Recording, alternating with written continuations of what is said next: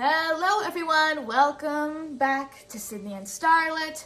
And if you're new here, welcome, enjoy the videos. So today, me and Sydney are going to be reading Disney Pixar, Finding Momo. Nemo. Momo. Can you say ni? Me. Mo. Mo. Nemo, good job. So let's begin.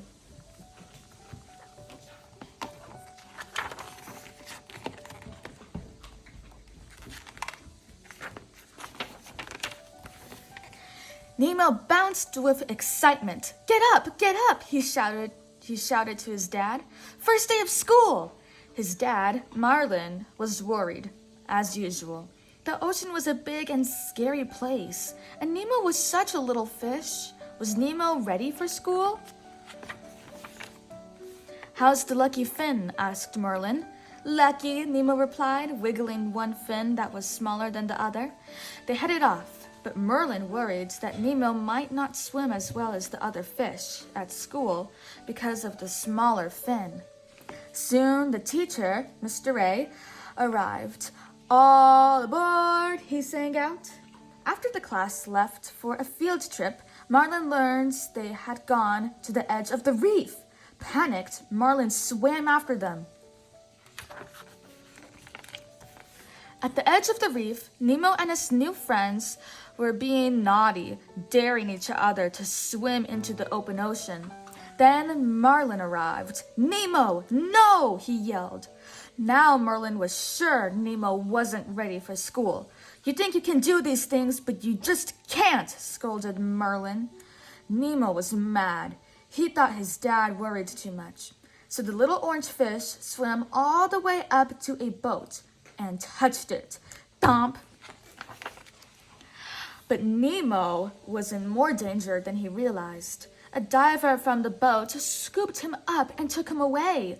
No, Nemo! Marlin screamed. The diver dropped his mask as the boat sped away in a blast of bubbles and disappeared. Help! Cried Marlin. Has anyone seen a boat? I've seen a boat, said a little blue fish. Hi, I'm Dory, she added. Dory tried to help, but there was one small problem. She forgot things almost instantly. Turning away from her, Marlin came fin to fin with a shark. The shark invited both the fish to a little get-together. Marlin was terrified, but not Dory. Like a party? She asked happily. Like a party, the shark agreed. Luckily, it was a party for sharks who were trying not to eat fish. They swam into a sunken ship where Marlin found the mask dropped by the diver. It had writing on it.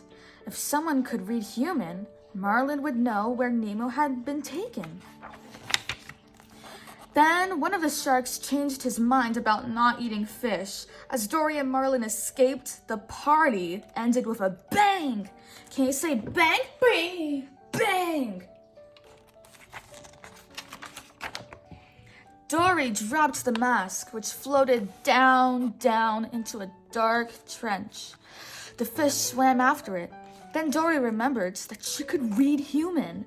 Marlin bravely fought a hungry anglerfish so that Dory could use its light to read. Can you hold the light steady? Asked Dory.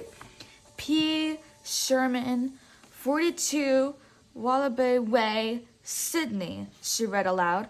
P. Sherman, 42 Wallaby Way, Sydney, she repeated. Thrilled she had actually remembered something. Dory said it over and over and over.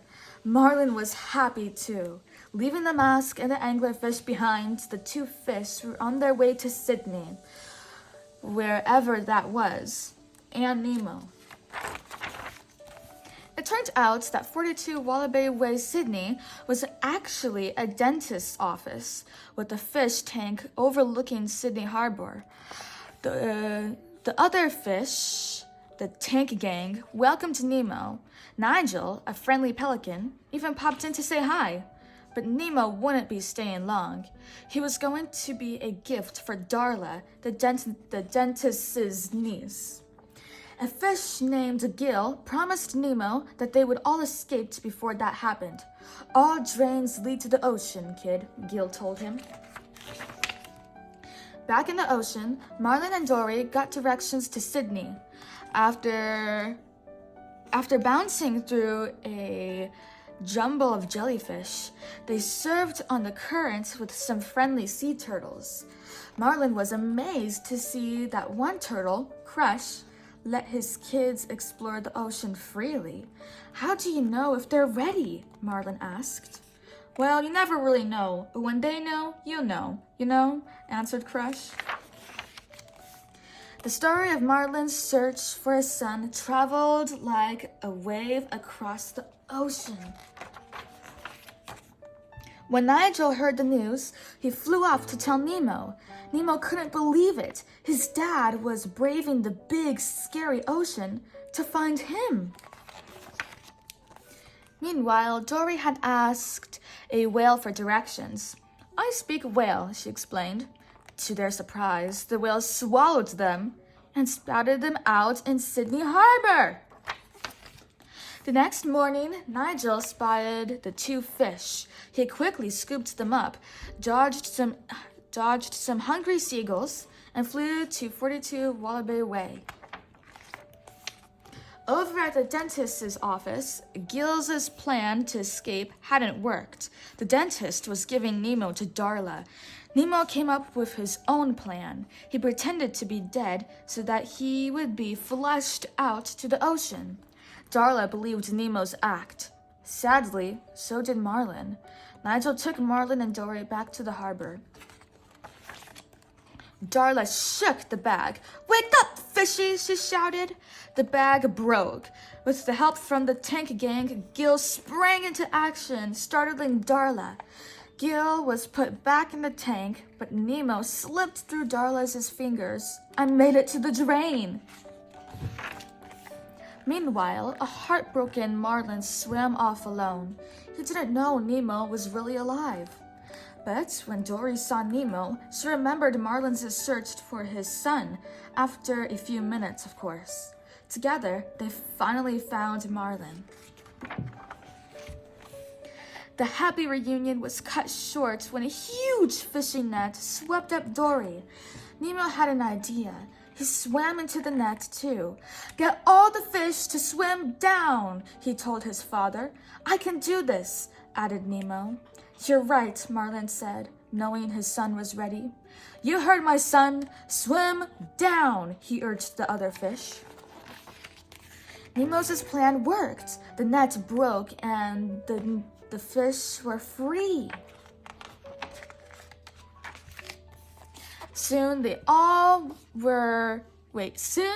were all back home in the reef. Once again, Nemo was going off to school. Love you, Dad, Nemo said. I love you too, son, Marlin answered. Now you go have an adventure. The end. Oh, what is this? Fishy facts. Nemo learned some interesting things in Mr. Ray's class. Check out these facts, then look back in the book and try to find the pictures below. Well, I remember this one. No bones about it. The skeleton of a manta ray is made up of cartilage, the same stuff that human ears are made of. Sharks have several rows of teeth.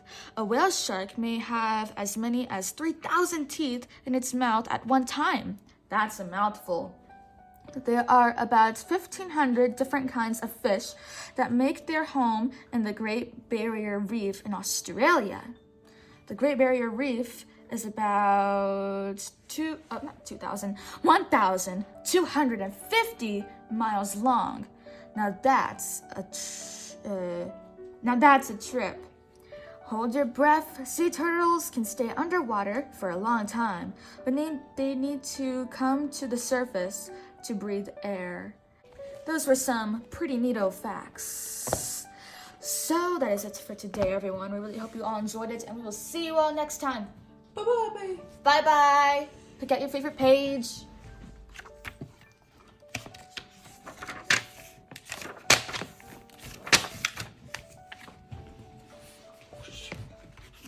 So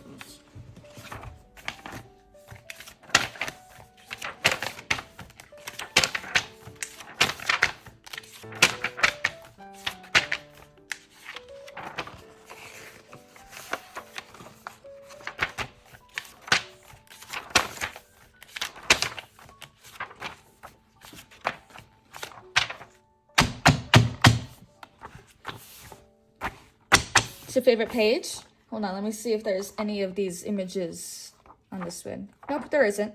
That's okay. I do remember this one though, and I remember the turtles. I remember pretty much all of these.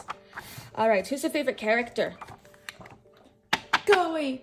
Dory. Yeah, Dory was a big help finding Nemo. Bye-bye. Go away. Dory.